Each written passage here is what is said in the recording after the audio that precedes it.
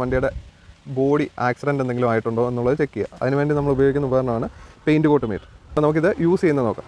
ഈസിയാണ് ഇതിൻ്റെ usage. Just കൊണ്ടുവന്നിട്ട് നമ്മൾ ബോഡിയിലേക്ക് വെക്കുന്ന സമയത്ത് എത്രയാണോ പെയിൻറ്റ് കോട്ട് തിക്നെസ് അത് ഇത് കാണിക്കും. ഇതിപ്പോൾ മൈക്രോണിലാണ് ഇതിൻ്റെ യൂണിറ്റ് വരുന്നത്. 135 ഇതിൽ കാണിച്ചിരിക്കുന്ന വാല്യൂ. ഇത് പല പോയിൻറ്റുകളിൽ വെച്ച് നോക്കുക.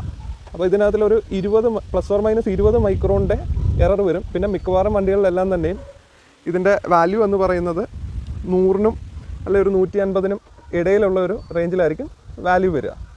ഈ ±20 വരുന്നതുകൊണ്ടാണ് ഇതിലിപ്പോൾ 80 വാല്യൂ കാണിച്ചാലും നമുക്കത് കുഴപ്പമില്ല. കമ്പനി പെയിൻറ്റിങ് തന്നെയാണ് അതിൽ വരുന്നത്. എപ്പോഴും ഓരോ കോർണറുകൾ നമ്മൾ മുട്ടിച്ച് നോക്കുക മാക്സിമം. അത് എല്ലാ ബോഡി പാനൽസിലും ചെക്ക് ചെയ്യുക. എസ്പെഷ്യലി റൂഫ് ചെക്ക് ചെയ്യേണ്ട ആവശ്യമുണ്ട്. കാരണം പല വണ്ടികളിലും നിങ്ങൾക്ക് ആക്സിഡൻറ്റ് റിപ്പയർ ചെയ്യുന്ന വണ്ടികളിൽ നോക്കിയാൽ കാണാം റൂഫ് കട്ട് ചെയ്തിട്ടൊക്കെ മാറിയിട്ടുണ്ടാവും. വാല്യൂ റീപെയിൻറ്റ് നടന്നിട്ടുണ്ടെങ്കിൽ വാല്യൂ കൂടും. അപ്പോൾ നമ്മൾ